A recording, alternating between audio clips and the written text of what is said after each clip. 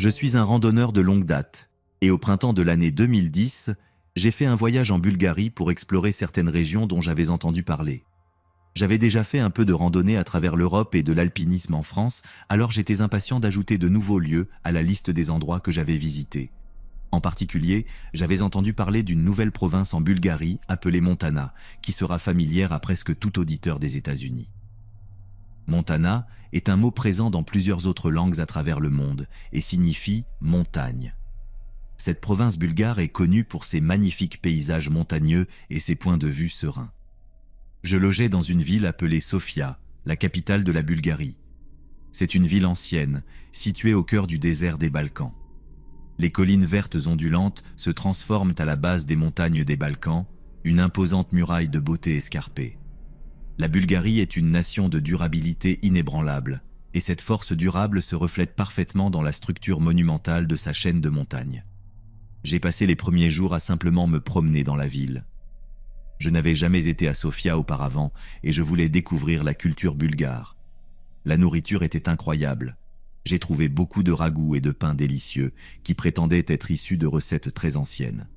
Il y avait aussi quelques chefs plus modernes dans des restaurants plus contemporains qui servaient des salades fraîches de jardin avec des herbes sauvages, des plats principaux de poissons frais et même de la street food frite. Honnêtement, cela m'a un peu rappelé Prague, avec cette politique de portes ouvertes au centre-ville, avec toutes ces belles personnes qui se promenaient. Il y avait beaucoup d'architecture sombre et impressionnante, des statues sympas, des ponts historiques. La devise de la ville était quelque chose comme « toujours grandissante, jamais vieillissante » ou quelque chose du genre. Et honnêtement, c'était très, très pertinent. C'était comme un endroit figé dans le temps. Cela dit, il se passait quelque chose à Sofia pendant mon séjour. Je n'avais pas rassemblé toutes les pièces, mais il semblait y avoir une vague de criminalité, des gens qui fuyaient, quelque chose comme ça.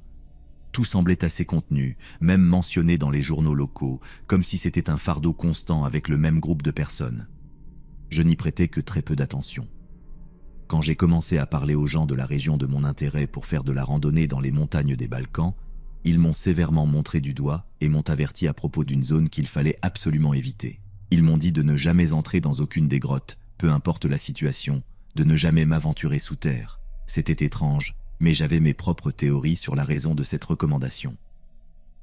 La Bulgarie a été occupée pendant la Seconde Guerre mondiale, et j'avais lu qu'il y avait de nombreux bunkers anciens, des installations de stockage de guerre sous terre. J'ai appris cela parce qu'en tant que randonneur, je devais être conscient des dangers qui guettaient dans la région. C'était la première fois que les mines terrestres figurèrent sur la liste. Certaines personnes ont littéralement sorti des cartes et m'ont montré où je ne devais pas aller. J'aurais aimé y prêter plus d'attention. J'ai regardé, souri, hoché la tête, mais je ne les ai pas vraiment écoutés, car il y avait une barrière linguistique. Ils étaient déjà assez vagues. J'ai emballé mon équipement et pris le sentier qui m'attirait le plus le lendemain matin. À ce point de départ, j'ai rencontré plusieurs personnes qui se préparaient à gravir les Balkans. Beaucoup d'entre elles étaient des étrangers, comme moi. Il s'avérait que c'était une grande saison touristique pour Sofia, car j'étais aux côtés de touristes asiatiques, allemands et d'autres Américains. C'était agréable d'entendre de véritables voix du Midwest dans les parages. Alors que le groupe commençait à partir, je me suis rendu compte que la majorité d'entre eux prenaient la même direction. Je ne voulais pas marcher aux côtés de personne, et une falaise très raide et escarpée attira mon attention dans la direction opposée. J'ai suivi le même chemin que les autres pendant un certain temps avant de bifurquer et de prendre un sentier secondaire à travers quelques collines herbeuses. Le sentier que je suivais était beaucoup plus incliné et escarpé. J'étais rapidement à bout de souffle. J'ai rythmé mes pas pour préserver mon énergie et mon endurance sans raison de m'épuiser dès le premier kilomètre. À mesure que la matinée avançait, la colline escarpée s'est transformée en une randonnée plus agréable à travers un champ de rochers situé sur une sorte de plateau de la montagne. Cette chaîne de montagnes est immense, elle s'étend sur des kilomètres et s'élève à des centaines de mètres. Il y a toutes sortes de caractéristiques géographiques nichées en son sein. Il s'est avéré que l'itinéraire que j'ai décidé de prendre m'a conduit directement au cœur de la zone que les locaux m'avaient dit d'éviter. À midi, j'étais prêt à faire une courte pause, profiter de la vue, manger un petit déjeuner et en général, reprendre mon souffle. Je suis sorti du sentier, je me suis installé dans une petite dépression au sommet de quelques rochers, j'ai sorti ma nourriture. C'était incroyablement paisible, au-delà de magnifique, lumineux mais pas trop chaud, simplement parfait. Alors que je m'asseyais là et mangeais, j'ai regardé autour de moi. J'ai cru entendre des pas qui se rapprochèrent derrière moi, puis aussi sur ma gauche, dans la direction du sentier. Au bout d'un moment, je me suis retourné et j'ai vu quelqu'un descendre du sommet. Je l'ai observé marcher un peu, me demandant si je devais lui crier un bonjour. Je supposais que c'était un autre touriste, bien qu'il ne veuille probablement pas être dérangé. À mesure qu'il se rapprochait, j'ai pu remarquer qu'il s'agissait d'un local. Il portait des vêtements très simples, semblait sale. Ses bottes étaient usées jusqu'à presque plus rien. Il marchait d'une démarche agitée, ce qui impliquait qu'il pouvait être ivre ou blessé, peut-être même affamé, difficile à dire.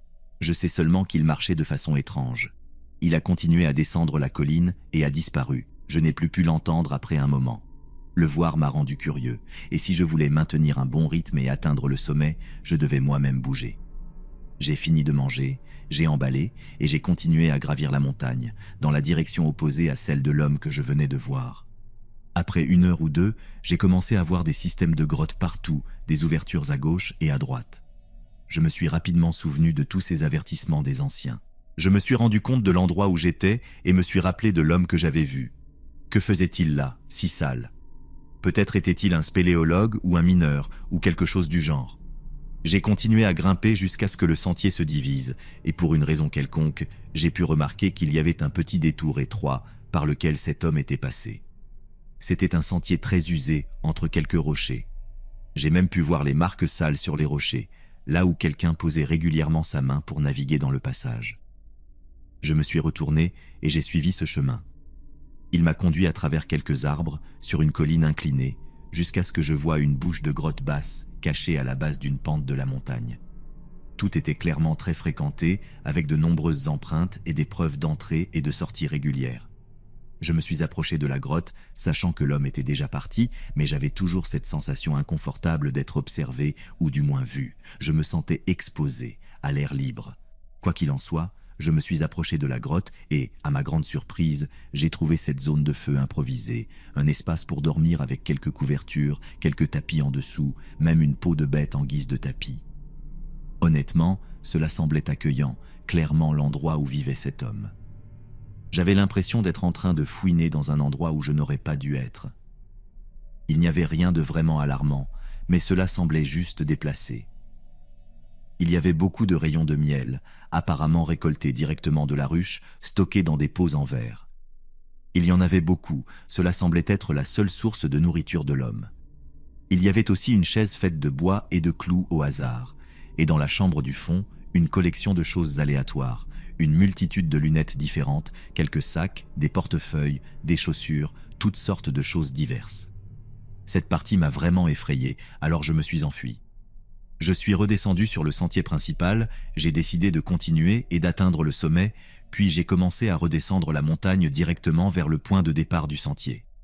Je devais encore marcher pour retourner à Sofia, ce qui me laissait plusieurs heures de marche. Je dirais qu'à mi-chemin, j'ai rencontré un couple qui montait. Je les ai salués, ils m'ont répondu, mais leurs mouvements semblaient précipités, presque comme s'ils étaient paniqués. Quand nous nous sommes approchés, ils m'ont dit qu'il y avait un homme derrière eux, entrant et sortant de la forêt, les poursuivant même. Il leur avait crié des choses étranges, menaçant de les jeter par-dessus une falaise. Je leur ai donné une description de l'homme que j'avais vu plus tôt, et ils ont confirmé qu'il s'agissait du même. Le couple était bulgare, mais il n'était pas de Sofia, ils ne connaissaient pas vraiment la région. Après avoir parlé pendant 1 minute et observé la situation, ils ont repris leur calme et ont décidé de continuer. Nous nous sommes dit au revoir et avons pris des chemins différents. Maintenant, j'étais nerveux.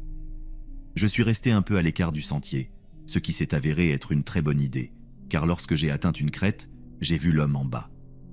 Heureusement, j'ai pu voir un autre groupe de randonneurs, peut-être à un demi-kilomètre de lui. Je savais qu'il y avait des gens amicaux à proximité, mais malgré tout, je voulais simplement rester aussi loin que possible de ce type. En me tenant à l'écart du sentier, j'ai continué à descendre, mais dans un étrange retournement du destin, l'homme m'a vu. Nos regards se sont croisés, et j'ai immédiatement su que quelque chose n'allait pas. Il avait l'air étrange, plus que fou. Il a commencé à se diriger directement vers moi, remontant la colline. J'ai souri, levé la main et dit « Salut là-bas », avec l'accent américain le plus prononcé possible. C'était mon seul coup de bluff, la confiance totale. Ça a marché. Il m'a entendu parler et s'est agité, puis il a commencé à marcher dans la direction opposée, retournant vers le sentier. Il marmonnait quelque chose, je ne pouvais pas tout comprendre, mais ce que j'ai entendu était très haineux. Comme je l'ai mentionné plus tôt, j'avais planifié ce voyage depuis un certain temps, donc j'étais venu en Bulgarie avec une connaissance rudimentaire de la langue. Tout ce que ce type disait, c'était que je devais aller au diable. Soulagé, j'ai continué à descendre la montagne aussi vite que possible. Je n'ai jamais rattrapé ces randonneurs, car ils avançaient plus vite que moi apparemment.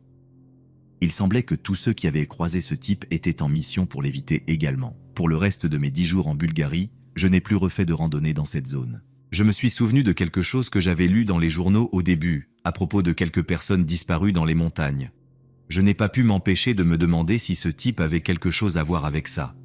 L'année suivante, un homme a été arrêté pour le meurtre d'au moins une femme. Son repère préféré était profondément dans les montagnes, dans une grotte près de ma première randonnée, et je suis à peu près sûr que j'ai vu ce type-là.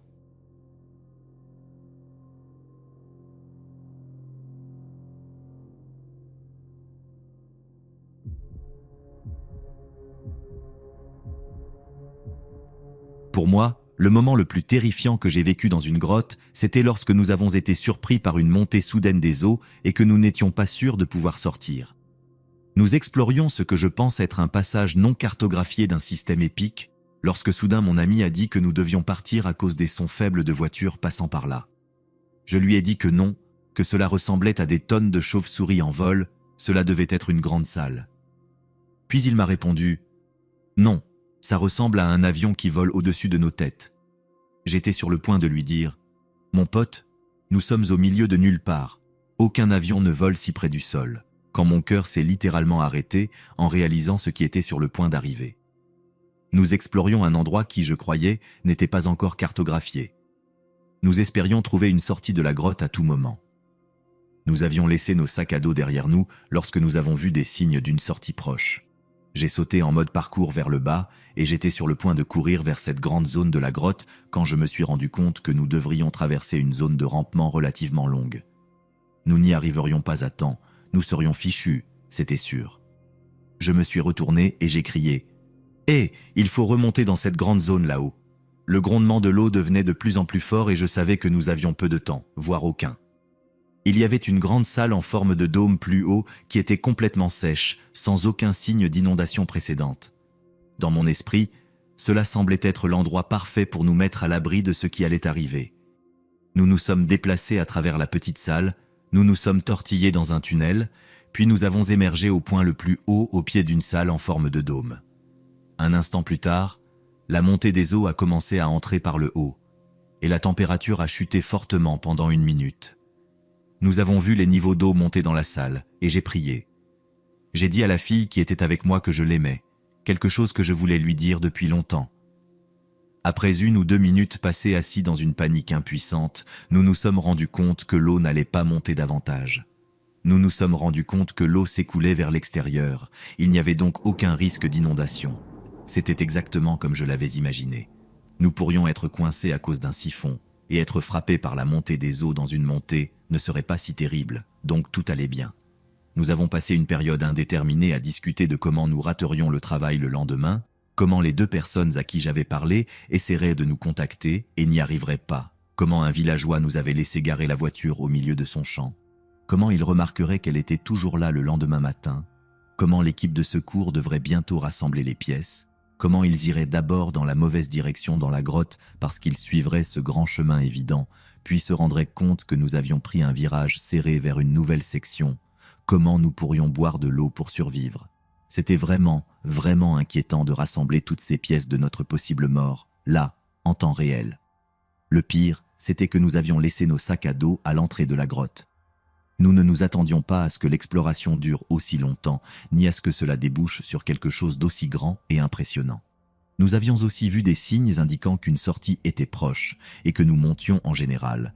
Alors nous nous attendions à trouver une sortie ou une entrée vers un puits tôt ou tard, donc nous n'étions jamais retournés chercher les sacs. L'autre chemin était plus grand et plus évident, et nous avions prévu d'explorer davantage par là. C'était le plan, mais nous nous étions laissés emporter par cette nouvelle section. Cela nous a conduits à craindre pour la durée de vie de nos batteries, qui était limitée. Chaque seconde avec la lumière allumée était très dangereuse. Si nous avions eu nos sacs, nous aurions eu beaucoup de snacks, de la nourriture et de l'eau pour 1 ou 2 jours. Nous aurions eu une couverture thermique, assez de lumière pour au moins 1 semaine en mode basse consommation.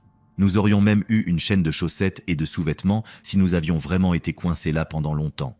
Cependant, à ce moment-là, nous partions du principe que ces sacs n'existaient plus, avalés et digérés par des centaines, voire des milliers de litres d'eau s'écrasant dans tout ce système de grottes. Alors nous sommes simplement restés assis là dans le noir, à écouter le son de l'eau furieuse entrant par le haut et s'écoulant par en dessous. Nous nous sommes blottis pour essayer de nous réchauffer. Nous ne mourions pas de froid, et bientôt la furie s'est transformée en un goutte à goutte, puis s'est arrêtée. Je ne peux pas dire combien de temps nous avons attendu. Ensuite, il y a eu un débat pour savoir si nous devions suivre un passage sec qui menait à la sortie de la grotte, inexploré et nouveau, ou si nous devions revenir sur nos pas et risquer d'être frappés par une autre montée des eaux. Ce passage, un simple éboulis entre quelques rochers, semblait conduire à un endroit que nous n'avions pas encore exploré, mais il était aussi exempt d'eau. J'ai fait une rapide reconnaissance de ce nouveau passage sec. Je suis à peu près sûr qu'il se reconnecte à travers un chemin supérieur depuis l'endroit où nous avions commencé, mais il n'y a aucune certitude en ce qui concerne la connexion des passages dans les grottes. Il continuait sur une si longue distance que je me suis éloigné de ma compagne, au point où je ne pouvais plus l'entendre. Cela m'a conduit à une salle qui était immense, immaculée, sans aucun signe que quelqu'un y ait déjà été, mais peut-être que les villageois locaux y étaient allés. Je n'ai trouvé aucune flèche, empreinte ou déchet. Cela semblait intact à mes yeux. Finalement, nous avons décidé que, bien qu'il soit préférable d'explorer ce chemin parfaitement sec vers la sortie de la grotte, nos batteries et notre lumière étaient limitées, alors nous devions sortir par le chemin de l'eau. À notre grande surprise, ma compagne et moi avons rencontré une autre équipe, 2 autres spéléologues, dans l'obscurité. Ils étaient trempés, et ils nous ont expliqué qu'ils avaient également été piégés par la montée des eaux et qu'ils étaient maintenant désespérés de rejoindre la surface. Ils avaient une bonne idée de l'endroit où se trouvait la sortie, alors nous nous sommes joints à eux.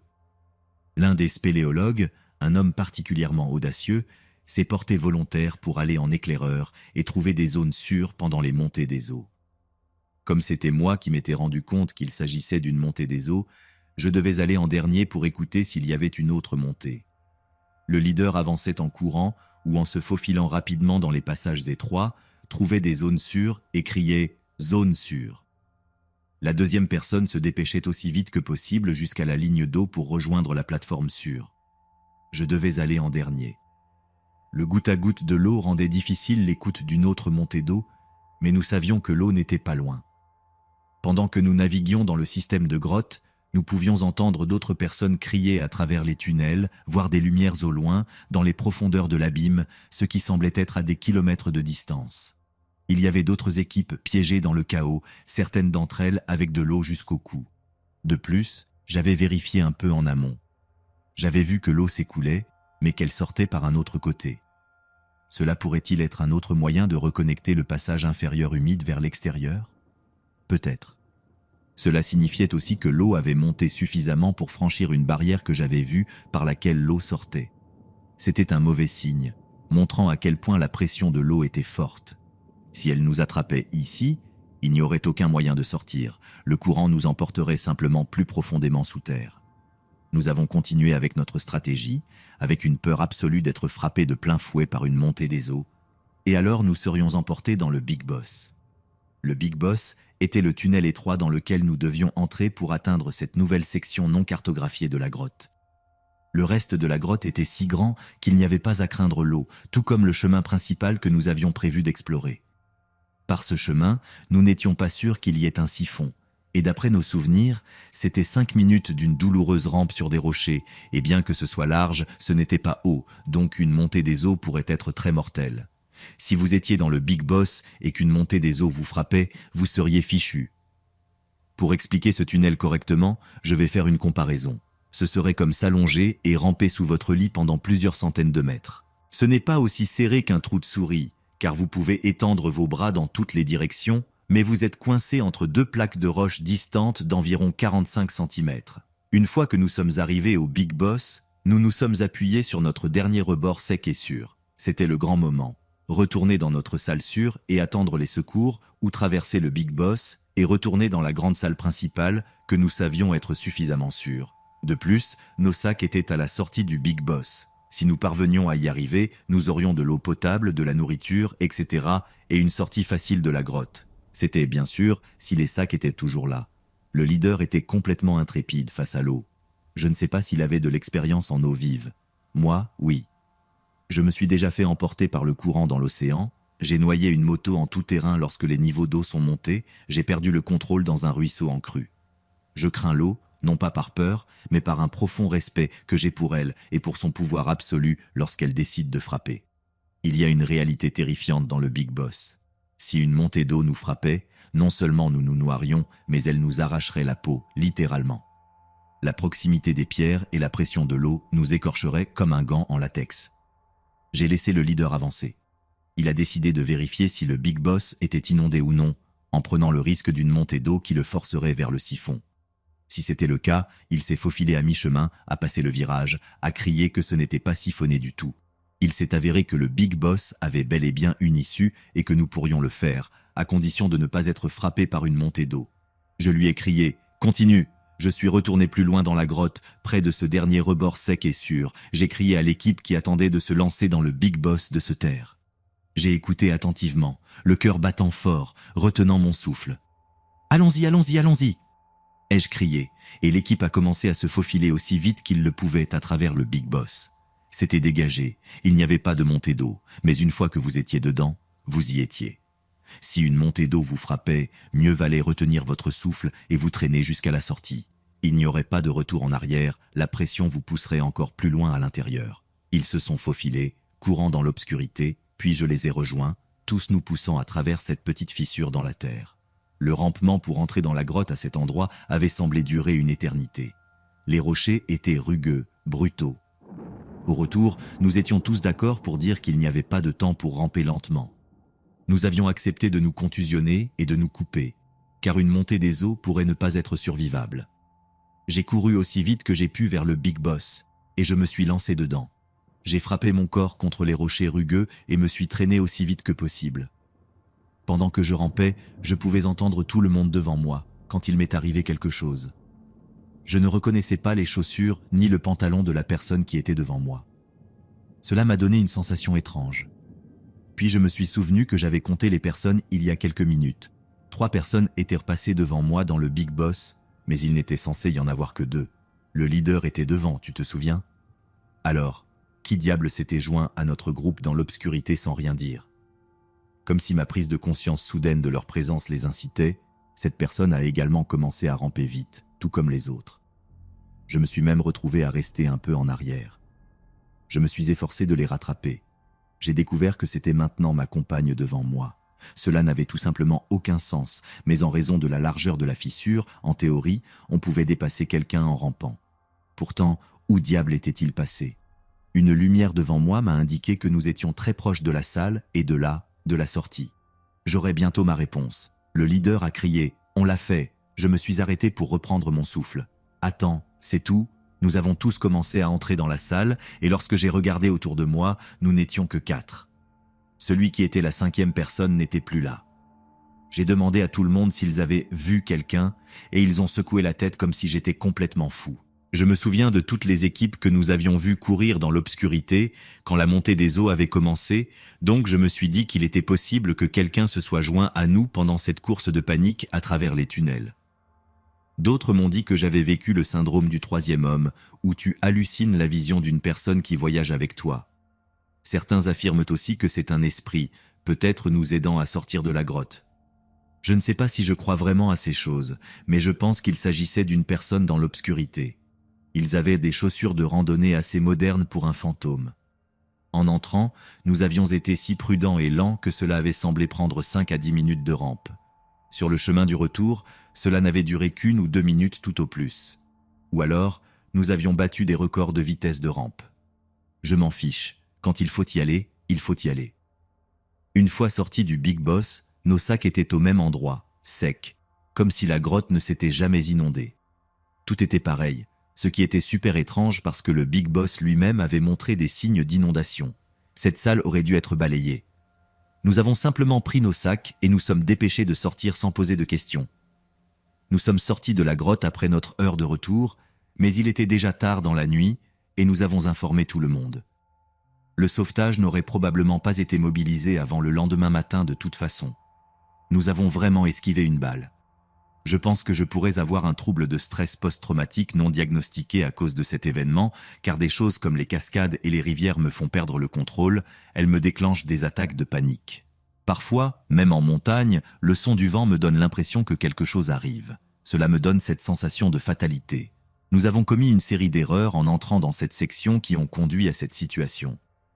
En résumé, nous avions la gueule de bois, nous avons pris des décisions stupides. La pluie était prévue, mais il faisait sec lorsque nous sommes entrés dans la grotte. Je préfère entrer dans les grottes quand il pleut, si c'est la saison des pluies, pour savoir ce qui va se passer. Et la dernière erreur stupide que nous avons commise a été de laisser nos sacs là-bas. Évidemment, explorer un terrain non cartographié. Ah oui, et aussi, nous avons laissé la foutue GoPro, donc nous n'avons rien enregistré de l'incident de la montée des eaux. J'aurais aimé que nous l'ayons enregistré. Je veux savoir, logiquement, à quel point cela aurait pu être pire. Quand je repense à ma mémoire, je ne crois pas que cela aurait été si terrible, mais passer du silence à l'eau qui coule et tombe sur les rochers donnait définitivement l'impression qu'un monstre venait nous tuer.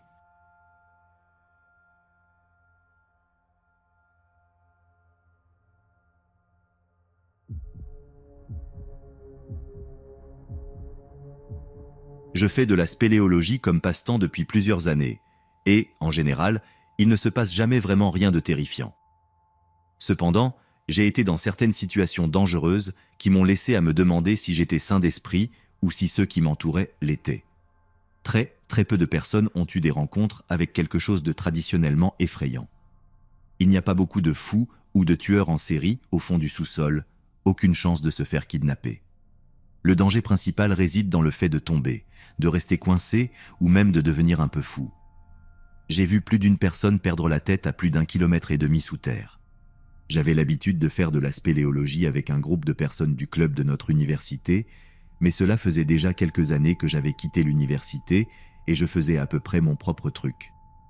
Un week-end, mon amie, que nous appellerons Jane, et moi avons décidé de faire un petit voyage dans une grotte avec ces gars pour voir comment allait l'ancien club, le club qui nous avait appris à faire de la spéléologie et que nous, à notre tour, avions appris aux nouveaux lorsque nous étions les vétérans.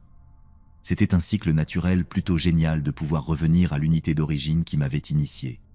Ce club particulier fonctionnait dans cette université depuis des décennies, depuis les années 60 ou quelque chose comme ça, et génération après génération, il se lançait dans la conquête de toutes les cavernes locales. Chaque génération se comparait à la précédente, et bien sûr à celle qui venait. Certaines de ces générations ont accompli beaucoup, obtenant même des fonds pour maintenir le club en activité. D'autres n'étaient que des fêtards, et ne prenaient pas le club au sérieux, ce qui conduisait souvent le club à frôler la fermeture définitive. Le week-end était prévu pour 3 jours d'exploration.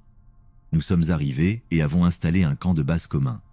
Il était composé de plusieurs tentes, d'une zone de cuisine et de tout ce qu'une douzaine de personnes pouvaient avoir besoin pour survivre quelques jours en forêt. C'était un endroit habituel pour le club, car il permettait d'accéder à tout un réseau de différentes entrées de grottes le long du flanc de la montagne. Les membres du club campaient à cet endroit depuis plus de 50 ans. Donc tout allait bien, le groupe semblait compétent, alors Jane et moi sommes partis seuls le premier jour. C'était une petite excursion tranquille, nous n'avons passé que quelques heures avant de retourner au camp pour une vraie détente. Nous savions que si nous revenions tôt dans l'après-midi, tout le monde serait encore en train d'explorer des grottes, laissant le camp pour nous seuls.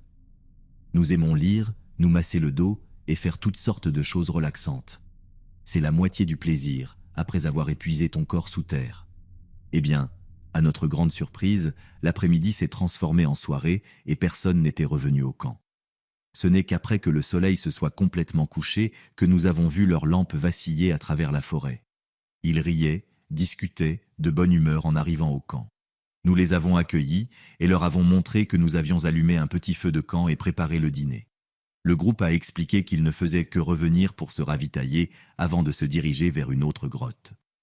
Tu dois te rappeler que les spéléologues ne se préoccupent pas beaucoup de l'heure du jour. J'ai connu un gars à mon époque qui travaillait beaucoup, donc le seul moment où il pouvait aller faire de la spéléologie, c'était la nuit. Au début, je pensais que c'était fou, jusqu'à ce que je me rappelle qu'il fait toujours nuit sous terre. Même si tu entres en plein jour, la grotte sera plus sombre que minuit. Le temps n'a pas d'importance pour beaucoup d'entre nous. Pendant qu'ils expliquaient leur plan pour une expédition nocturne, il s'est mis à pleuvoir un peu. Eh bien, cette nuit-là, nous avons décidé de rejoindre le groupe pour explorer avec eux un système de grottes près du camp. Jane et moi nous étions déjà reposés pendant quelques heures, donc nous nous sentions en fait un peu ennuyés et voulions faire quelque chose avec toute cette énergie. Maintenant, avec un peu de pluie, j'ai commencé à me sentir un peu mal à l'aise. Mais pour être honnête, je n'ai jamais exprimé mes inquiétudes, j'ai simplement suivi le mouvement. Tout le monde s'est ravitaillé, a vérifié les batteries des lampes et nous nous sommes dirigés vers l'entrée de la grotte. Un grand groupe d'une dizaine de personnes est arrivé à la grotte et nous dansions tous sous les arbres pour rester au sec. La grotte est essentiellement une rivière à l'intérieur, mais elle a plusieurs niveaux de couloirs que l'on peut explorer bien au-dessus de la rivière elle-même. L'entrée est super étroite, et tu dois descendre par un tube étroit en utilisant tes pieds dans des trous d'appui. Il n'y a aucun moyen de voir ce qu'il y a en dessous de toi, et en gros, si tu rates ton appui, il y a une vilaine chute d'environ 3 mètres. Mais si tu gardes la tête froide, tout ira bien. C'est quelque chose de basique pour le club, du moins c'était le cas quand j'en faisais partie. C'était le genre de système de grotte où nous venions pour faire des exercices à sec, pratiquer toutes sortes de manœuvres et tout. Tu pouvais même pratiquer comment contrôler ta chute si tu étais assez courageux. Quoi qu'il en soit, nous sommes arrivés à la grotte et les gars du club faisaient leurs affaires pendant que Jane et moi, les vétérans, les accompagnions juste pour la nostalgie, en gros pour superviser. Nous sommes entrés dans la grotte et il y avait une fille qui restait coincée à l'entrée, à la fin du groupe. Il s'avère que c'était sa deuxième grotte et il l'avait amenée ici alors qu'elle avait déjà paniqué dans une grotte beaucoup plus grande plus tôt dans la journée. Maintenant, Jane et moi n'avions rien entendu à ce sujet. Donc, quand nous avons vu que l'une des nôtres non seulement restait coincée mais paniquait complètement, cela nous a un peu déconcertés. Alors Jane et moi nous sommes assises et avons observé le reste du groupe gérer un problème aussi basique de débutant. 2 des leaders sont restés en arrière et l'ont aidé à se calmer et à entrer dans la grotte. Le reste du groupe s'est enfoncé dans les longs couloirs et a commencé à explorer. J'ai trouvé cela un peu étrange. Ce n'était pas la meilleure façon de gérer la situation. En général, les leaders veulent garder leur équipe ensemble. Si tu as un débutant à l'arrière, il vaut mieux garder tout le monde sous contrôle, même l'encourager un peu. La confiance peut mener une personne très loin. J'ai demandé à la leader du groupe, une fille que je pensais savoir faire de la spéléologie, quelle heure il était. Elle m'a dit qu'elle n'avait pas de montre. Ma mâchoire est tombée. Je lui ai donc demandé comment elle savait à quelle heure il fallait sortir de la grotte pour être à temps pour l'appel d'urgence. Je lui ai demandé comment elle comptait chronométrer les passages et les changements de direction. J'ai continué à lui poser plein de questions et je revenais toujours à l'appel d'urgence. Un appel d'urgence est probablement la chose la plus importante quand tu es dans une grotte. C'est quand tu informes quelqu'un à la surface, même ton ami à qui tu téléphones, que toi et les autres allez entrer dans une grotte et en sortir à une heure précise. Sans appel, personne ne saura que tu as disparu pendant des jours et ils auront des centaines de grottes à fouiller. Si tu ne fais pas l'appel quand tu es censé le faire, cette personne est censée commencer à contacter les autorités. Nous pourrions sortir à la surface et trouver une foule de policiers à notre recherche. Quoi qu'il en soit, la leader de tous ces gentils et innocents débutants m'a dit qu'elle n'avait pas laissé d'appel d'urgence, ni apporté de trousse de premier secours, ni aucun équipement de sécurité. J'ai dû rester calme parce que je ne voulais pas que les autres paniquent, mais je lui ai dit doucement que j'étais maintenant l'appel d'urgence. Je lui ai donné ma montre et j'ai commencé à marcher vers la sortie. À l'entrée, 2 des autres leaders étaient assis avec la fille qui était restée coincée plus tôt. Ils avaient réussi à la faire entrer dans la grotte et restaient juste assis avec elle. Je leur ai raconté la situation et leur ai dit que je m'en allais. Ils m'ont demandé de rapporter un équipement SRT, essentiellement des cordes et un harnais, au cas où la fille paniquée aurait besoin de remonter. Alors c'est exactement ce que j'ai fait. Honnêtement, c'était la première tâche logique que j'avais vu ce club mettre en œuvre, donc j'étais content que ce soit moi qui m'assure qu'elle soit réalisée. Maintenant, la zone que je qualifiais d'entrée n'était en réalité que la première chambre. En les laissant derrière, je me suis dirigé vers le dernier passage qui me mènerait à l'escalier improvisé de pierre qui me ramènerait à la surface. C'était plusieurs centaines de mètres, environ 10 ou 15 minutes de navigation dans l'obscurité. En rampant dans le passage, j'ai vu une lumière provenant de la salle devant moi. J'ai crié que j'arrivais, et en le faisant, la lumière s'est éteinte. Je n'y ai pas pensé davantage. Finalement, je suis arrivé à l'entrée de cette salle, m'attendant à y trouver quelques personnes à l'intérieur, mais il n'y avait personne, ni lumière non plus.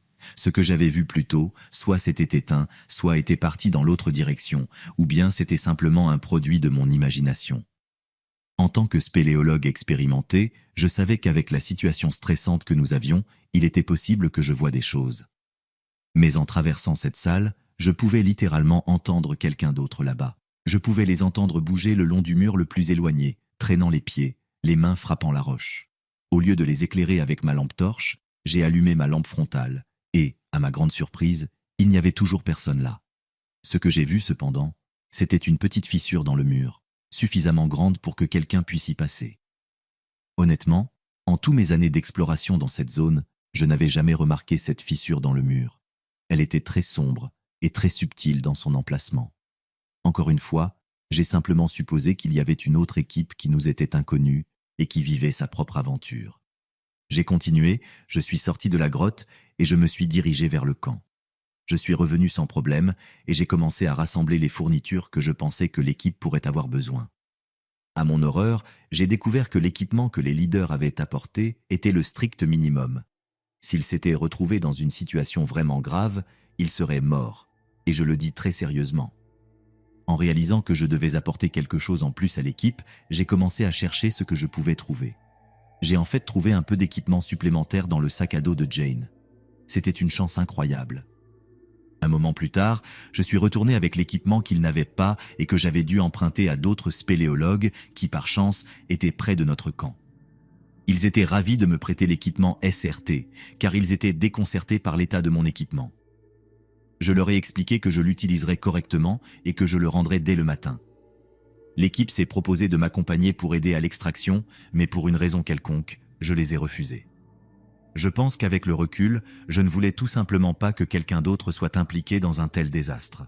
Je suis retourné à la grotte et j'ai trouvé quelques membres de l'équipe à l'extérieur de l'entrée, se penchant pour regarder à l'intérieur du système de grotte. Je les observais en m'approchant. Ils semblaient nerveux, effrayés. Et en effet, quand je suis arrivé dans la clairière juste avant la grotte, ils se sont retournés et ont sursauté en me voyant, comme s'ils attendaient autre chose. « Qu'est-ce qui se passe ?» leur ai-je demandé. « Il y a quelqu'un là-bas », m'a dit l'un d'entre eux, un membre du club, pas un leader. « Où est Jane ?» ai-je demandé. Ils ont simplement tous les deux pointé du doigt vers le bas dans la grotte. « D'accord », ai-je dit. Maintenant, qui était là-bas ?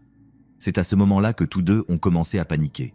Ils ont dit que l'équipe dans son ensemble avait décidé de revenir et de commencer à sortir, mais qu'ils avaient commencé à entendre des bruits étranges. Cela a immédiatement effrayé les leaders, qui ont commencé à faire sortir tout le monde aussi vite que possible. Pendant la fuite, Jane est restée en arrière, car elle était à la fin du groupe, et quand ils sont allés la chercher, elle est sortie en courant d'un passage, leur disant à tous de fuir. C'est ce qui a vraiment déclenché la panique. Alors que tout le monde essayait de sortir de la manière la plus calme possible, ils ont pu entendre quelqu'un chanter dans l'obscurité derrière eux. J'ai donné tout l'équipement supplémentaire aux gars à l'entrée de la grotte. Je leur ai dit de rester là à la surface jusqu'à de nouvelles instructions. Ils ont accepté et je suis rapidement redescendu dans l'obscurité. Pendant tout le temps que je descendais, les pieds en premier, j'espérais que quelque chose ne m'attraperait pas par les pieds et ne me traînerait pas dans l'abîme. À la place, je suis arrivé au fond et j'ai trouvé l'un des leaders. Elle donnait des instructions nerveuses à un des membres. Je l'ai littéralement interrompu, lui ai dit de se taire et j'ai informé tout le monde que je prenais désormais le contrôle de la mission. Tout le monde devait quitter le système immédiatement. Plus de discussions, plus d'aventures à l'aveuglette dans l'obscurité. Ils ont tous hoché la tête, se mordant les lèvres, et ont commencé à sortir vers la surface. J'ai trouvé le reste du groupe à seulement quelques centaines de mètres plus loin, mais à mon grand désarroi, Jane n'était pas là. C'était décourageant, j'espérais sortir tout le monde d'un seul coup. Lentement, j'ai fait passer tout le monde un par un, expliquant clairement que la nuit était terminée et qu'ils devaient sortir à la surface et qu'ils ne devaient pas bouger jusqu'à mon retour. Ils ont tous acquiescé et se sont dirigés vers la sortie. C'est à ce moment-là que je suis retourné dans la grotte, ma lampe frontale et ma torche allumée au maximum pour plonger dans le pire. J'ai trouvé Jane 15 minutes plus tard, cachée derrière une petite gorge près de l'entrée. Quand je me suis approché d'elle par derrière, elle est sortie rapidement de sa cachette vers ma position. Elle ne s'est pas retournée une seule fois pour me regarder, gardant sa lampe frontale et ses yeux fixés sur le tunnel à l'opposé de la salle. « Qu'est-ce qui se passe ?» lui ai-je demandé. « L'équipe là-bas est en pagaille. Je ne sais pas si on pourra faire sortir cette fille. Elle n'arrête pas de pleurer. » Jane m'a fait signe de me taire. « Qu'est-ce qui se passe, Jane ?» ai-je demandé à nouveau. « Je ne sais pas, » a-t-elle chuchoté. « Il y a quelque chose là-bas. » Juste au moment où elle a dit cela, une grande ombre noire a traversé l'ouverture de l'autre côté de la salle. C'était si soudain et si déconcertant que j'ai reculé d'un pas et suis tombé sur le dos. Jane n'a même pas bougé. Je ne pouvais pas la voir, mais je parie qu'elle n'a même pas cligné des yeux.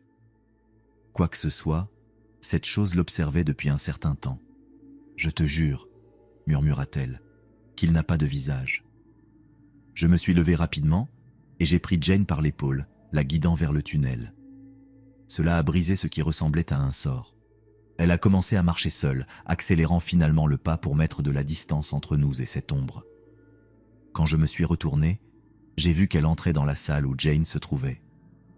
Elle avait clairement des jambes, des membres, une certaine manière de marcher. Elle marchait comme nous, mais à part cela, je ne pouvais pas dire ce que c'était.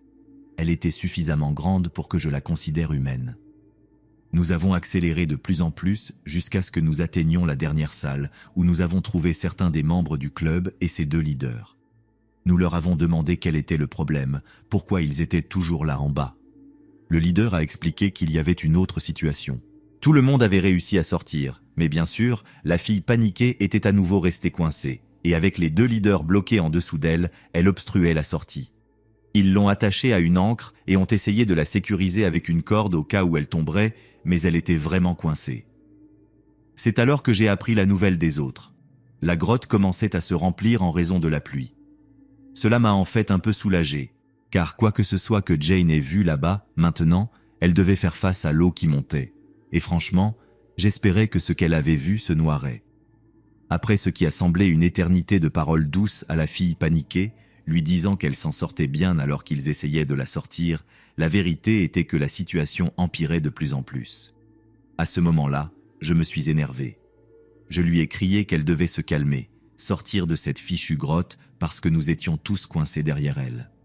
Cela a plus ou moins fonctionné. Elle a presque cessé de faire une crise de panique, pas tout à fait, mais elle a au moins arrêté de hyperventiler, ce qui ne faisait que la coincer encore plus. Elle ne voulait toujours pas sortir, alors, contre toute logique, je me suis mis derrière elle et j'ai commencé à la pousser vers le haut. Si je perdais ma place, je tomberais et me cognerais la tête, mais à ce moment-là, j'étais désespéré de sortir. Finalement, elle a glissé à travers l'ouverture et le passage était dégagé. J'ai laissé les autres sortir en premier et à ma grande horreur, j'ai pu voir de quoi parlaient les autres. Les conduits d'eau habituels du système de grotte avaient tellement grossi que tout le tunnel se remplissait, léchant les talons de mes bottes. C'était enfin mon tour. J'ai escaladé ce conduit comme un jet de lave. Quand je suis arrivé en haut, j'ai trouvé tout le monde errant, complètement inconscient de la situation dans laquelle nous étions. Jane et moi avons échangé un regard de dégoût avant de retourner au camp. Après tout ça, j'ai dit au club qu'ils devaient s'organiser, arrêter d'essayer de jouer aux cow-boys. Je ne suis pas retourné avec eux depuis. Ils étaient si mal préparés, prêts à accepter simplement leur dernière descente. S'il te plaît, ne sois jamais comme ces gens.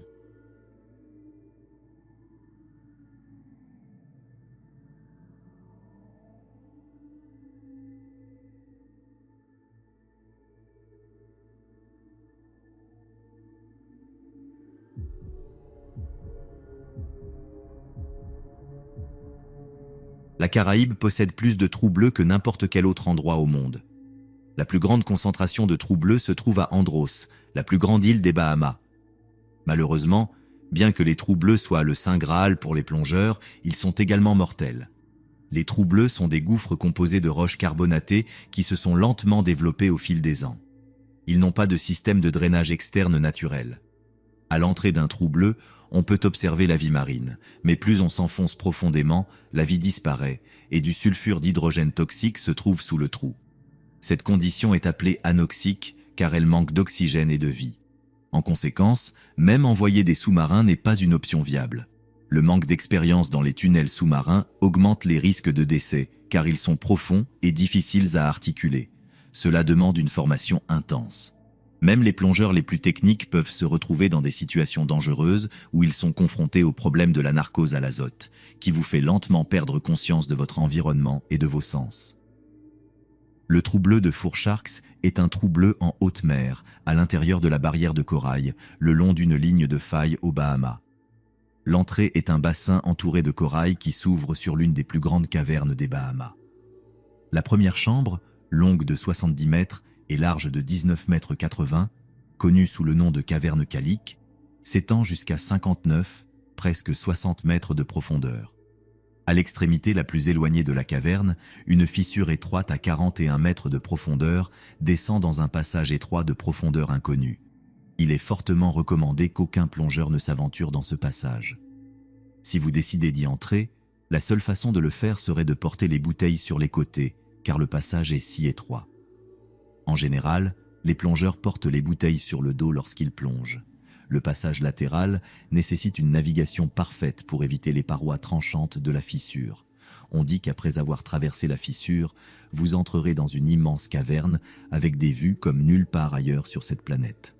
La caverne n'est pas complètement cartographiée, ce qui rend l'exploration attrayante pour les plongeurs les plus expérimentés et aventuriers. À l'entrée de la caverne, le fond partiellement constitué de sable et de sédiments fins et blancs. Les courants de marée puissants échangent l'eau du récif à l'intérieur et à l'extérieur de la grotte. Entrer dans la deuxième caverne est un véritable désir de mort. Rob Parker, âgé de 35 ans, est originaire de Bournemouth, en Angleterre. Dès son plus jeune âge, il aimait les sports d'aventure et est devenu une figure familière en escaladant les falaises de la côte du Dorset.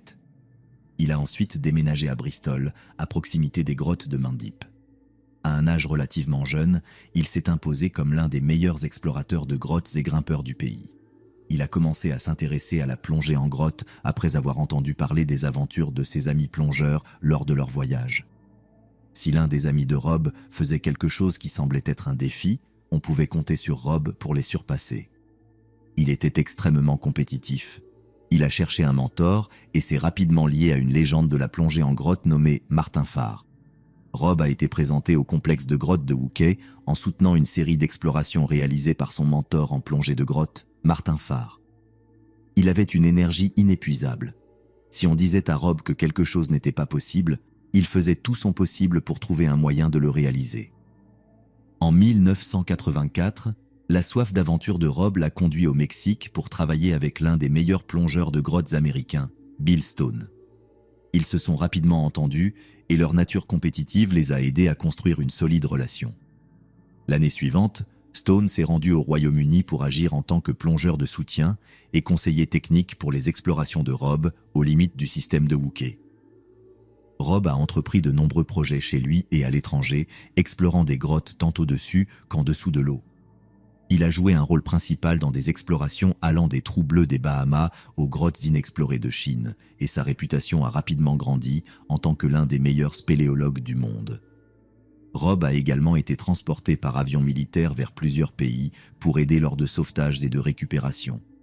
Il semblait que chaque expédition ou aventure à laquelle Rob participait était un succès, et tout le monde voulait être à ses côtés. Son 105e s'était construit jusqu'à ce point, ce qui l'a conduit à une autre opportunité de rejoindre Bill Stone et d'autres plongeurs américains pour explorer l'une des plus profondes et des plus grandes grottes sous-marines du monde à Wakulla Springs, dans le nord de la Floride. Ils ont utilisé une technologie de plongée avec gaz mixte récemment découverte, avec des scooters sous-marins futuristes et une cloche de plongée spécialement conçue. Une telle infrastructure a permis aux plongeurs revenant de plongées intenses de passer de longues heures à se décompresser en relative sécurité et confort. L'expédition a également vu les premières plongées d'essai d'un système révolutionnaire de recycleurs conçu par Bill Stone.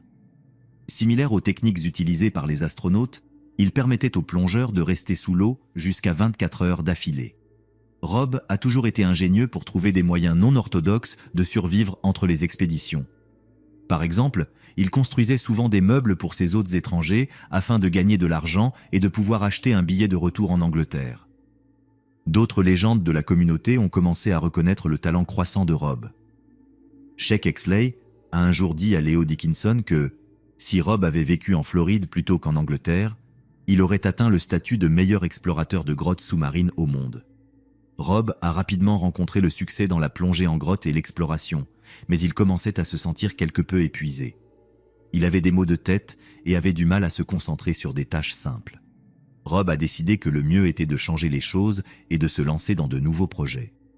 Il a recentré son attention sur l'escalade et, dans une autre entreprise innovante, il a conçu et construit le mur d'escalade techniquement exigeant et magnifiquement sculpté à l'intérieur d'une église à Bristol. Ce projet a fourni la sortie parfaite pour la combinaison unique de ses compétences de charpentier et de sa vision créative en tant qu'aventurier. Au cours des années suivantes, Rob a diversifié ses intérêts. Il a escaladé l'Everest et est devenu un grimpeur technique extrême, parcourant le monde à la recherche de nouveaux défis, filmant des requins au passage. Son entreprise d'escalade à Bristol est devenue si prospère qu'il n'a plus eu besoin d'un emploi régulier. À la place, il est devenu le protégé de Leo Dickinson, visant une seconde carrière dans la réalisation de films d'aventure pour combler le vide. Rob Palmer, âgé de 45 ans, à ne pas confondre avec Rob Parker, évoluait dans les mêmes cercles que Rob Parker, et ils se sont rencontrés pour la première fois lors d'une plongée aux Bahamas. C'était l'un des principaux plongeurs techniques et de grottes de Grande-Bretagne, connu pour son exploration et ses écrits sur les trous bleus aux Bahamas. À la mi-1980, une équipe d'explorateurs dirigée par Palmer est descendue dans les profondeurs de Stargate, un spectaculaire trou bleu terrestre aux Bahamas qui s'enfonce à plus de 91 mètres et demi sous la jungle d'Andros.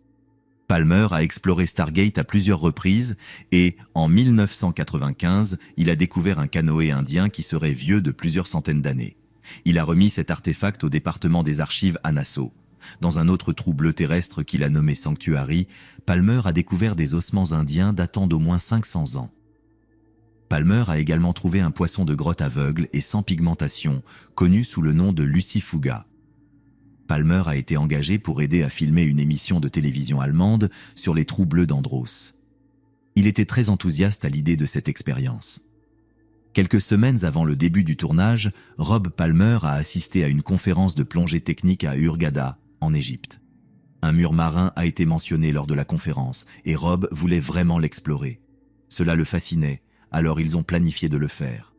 Une fois dans l'eau, Rob s'est immergé directement dans le bleu au lieu de nager vers le mur. L'un de ses amis a essayé de le rattraper, mais a abandonné après avoir plongé à 60 mètres de profondeur. Rob descendait trop rapidement. Il n'était pas sûr si Rob était hors de contrôle ou non. Ils sont arrivés à une profondeur où ils ont dû s'arrêter et observer. Il était trop dangereux de continuer. Puis, Rob a disparu sous eux. Selon les rapports, Rob Palmer utilisait un équipement emprunté. Il a été supposé que Rob avait souffert d'un problème médical, comme une crise cardiaque, une fois qu'il était entré dans l'eau. Il est décédé en août 1997. Rob Parker a été choisi pour remplacer Rob Palmer dans le tournage de l'émission de télévision allemande. Le tournage devait avoir lieu dans le trou bleu de Furcharks. En préparation de la plongée, Rob et son partenaire de plongée, Dan Malone, âgé de 32 ans, que ses amis appelaient Duffer, avaient plongé à une profondeur de 106 mètres dans un système de grottes qui avait déjà été exploré mais qui était proche. Après 10 jours de plongée à 106 mètres, ils se sont reposés pendant 2 jours pour éliminer l'excès d'azote accumulé dans leur corps à cause des plongées précédentes. Avant que le tournage ne commence, ils ont décidé de faire une autre plongée dans le trou bleu de Furcharks, et ce serait leur chance d'aller plus loin et d'explorer la caverne interdite. Rob voulait explorer ce passage latéral dangereux dont il avait entendu parler, tant qu'ils étaient seuls, lui et Dan. Il savait que l'équipe de tournage ne lui permettrait jamais d'entrer dans ce passage pour des raisons de sécurité, mais s'il le faisait avant que l'équipe n'arrive, personne ne saurait qu'ils avaient essayé. Dan n'était pas sûr de cela, et il était très conscient des dangers, mais il ne voulait pas dire à Rob de ne pas le faire, alors il a donné son approbation. Certains plongeurs de soutien ont entendu parler du plan et ont dit qu'ils se joindraient à la plongée, mais resteraient dans la caverne Calic, la caverne principale, et n'entreraient pas dans la restriction, ni ne passeraient à la caverne inexplorée. Ils devaient synchroniser leur plongée avec les marées des trous bleus océaniques, une période pendant laquelle il n'y a pas de fort écoulement d'eau entrant ou sortant des ouvertures étroites du trou bleu. Les grottes terrestres ne subissent pas le même type de poussée et de tiraillement. Le plan pour les plongeurs était de respirer de l'air comprimé jusqu'à ce qu'ils descendent à 67 mètres et de continuer jusqu'à 77 mètres. Ils sont entrés dans l'eau et ont avancé de 90 mètres et demi au-delà de la limite découverte précédemment, mais n'ont pas pris la bonne marée et ont dû retourner. La marée calme est arrivée vers 20 heures. Rob et Dan sont descendus dans le trou pour tenter à nouveau d'entrer dans le passage interdit. Ils ont porté leurs bouteilles montées sur les côtés pour naviguer dans le passage traître de la grotte qui se rétrécit à 60 cm. Ils ont passé 20 minutes dans l'eau, inspectant la grotte et posant une corde de guidage. Ils ont utilisé la corde pour marquer leur chemin d'entrée et de sortie de la grotte. Finalement, ils ont réussi à avancer dans le passage étroit et à traverser vers la caverne inexplorée. C'était tout ce qu'ils attendaient, et les choses se passaient comme prévu. Dan était ravi que lui et Rob puissent vivre cette caverne après tant de temps à planifier cette plongée. Il n'en croyait pas ses yeux. C'était incroyable, mais aussi très effrayant, car ils étaient presque restés coincés dans le passage étroit en entrant. Ils ont rapidement décidé qu'ils devaient repartir avant de manquer d'air, sans oublier que la marée calme pouvait changer plus vite que prévu et les piéger à l'intérieur. Il n'y avait aucun moyen qu'ils puissent lutter contre le courant si la marée changeait pendant qu'ils étaient à l'intérieur de cette caverne. En sortant du passage, l'un des détendeurs sur les bouteilles de Dan a échoué, le forçant à passer à l'air comprimé. Cela l'a terrifié, mais il est resté calme et en conséquence a subi un grand coup de narcose.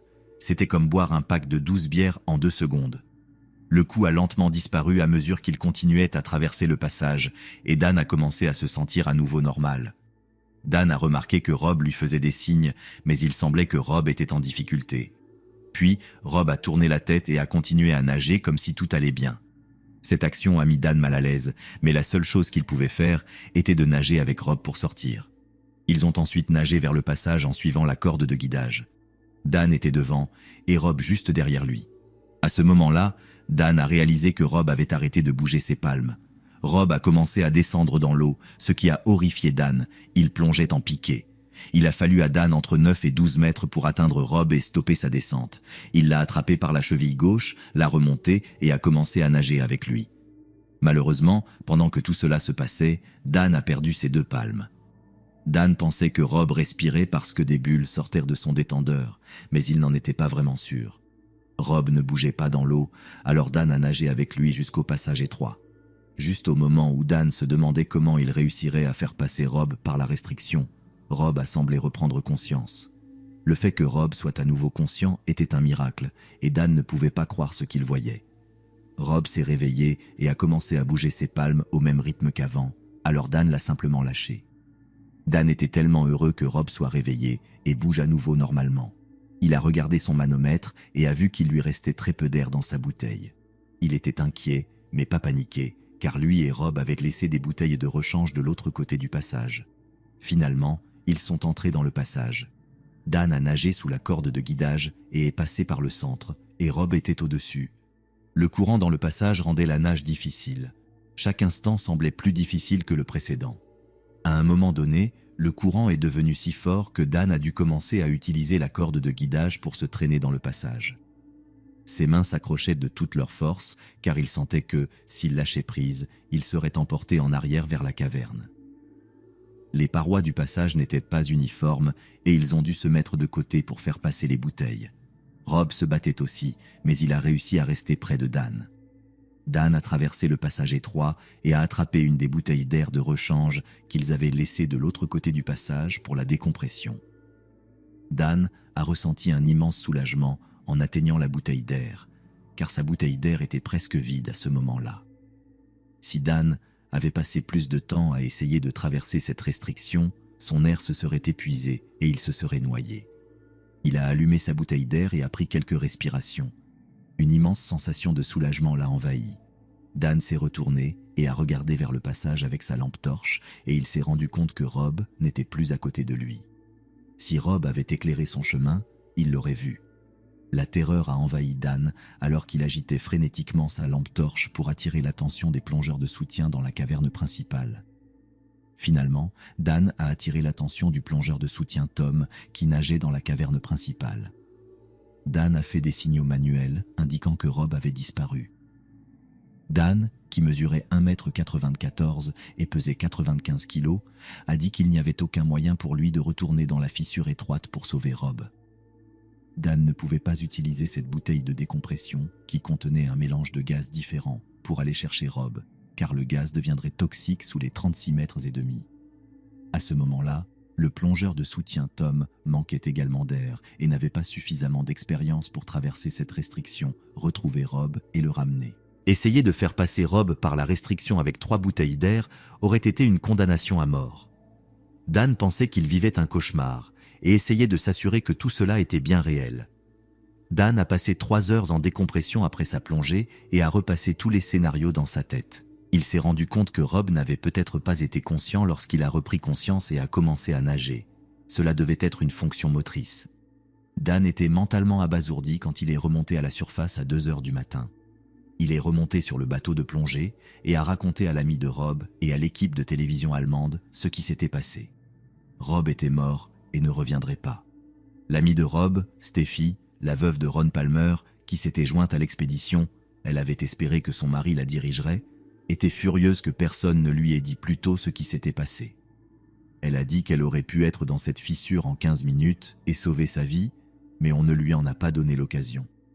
Dan n'était pas d'accord avec elle et était reconnaissant que personne n'ait essayé de sauver Rob, car s'il l'avait fait, il serait également mort. Cela aurait été une noyade double. Dan a plongé le lendemain avec Brian Kakich, un plongeur américain spécialisé dans la récupération des corps de plongeurs noyés, et avec Steffi. Le corps de Rob n'a été récupéré que 2 jours plus tard, car l'extraction devait être synchronisée avec les marées. Dan et Brian, un plongeur vétéran des trous bleus, ont trouvé le corps à 45,5 mètres. Ils ont dû enlever tout l'équipement de Rob pour manœuvrer le corps à travers le passage étroit où Dan l'avait vu pour la dernière fois. Finalement, ils ont ramené le corps de Rob à la surface. On ne sait pas exactement pourquoi Rob est mort. Ces dernières années, il s'était concentré sur la réalisation de films et sur son association dans un mur d'escalade à Bristol. D'autre part, Dan a dit qu'il n'y avait personne de plus minutieux que Rob, il était donc peu probable qu'il ait commis des erreurs. Aucune autopsie n'a été réalisée, mais l'enquêteur de la garde côtière des États-Unis, Mike Popovich, et les plongeurs impliqués pensaient que Rob avait souffert de narcose à l'azote, s'était désorienté, était resté coincé dans le passage et s'était noyé. Bien que Rob ait été un plongeur très expérimenté et spécialisé dans les trous bleus profonds, avec plus de 1000 plongées enregistrées, il avait fait relativement peu de plongées au cours des 10 dernières années. Il avait enregistré plusieurs plongées dans les 2 semaines précédant l'accident, mais aucune plongée récente avant cela, aux profondeurs atteintes le 17 août. Rob a été incinéré en Angleterre. Malheureusement, Steffi n'a pas pu assister aux funérailles. Elle espère que les gens ne blâmeront pas les grottes pour la mort de Rob. Elle dit que les grottes ne tuent pas, ce n'était qu'une erreur humaine.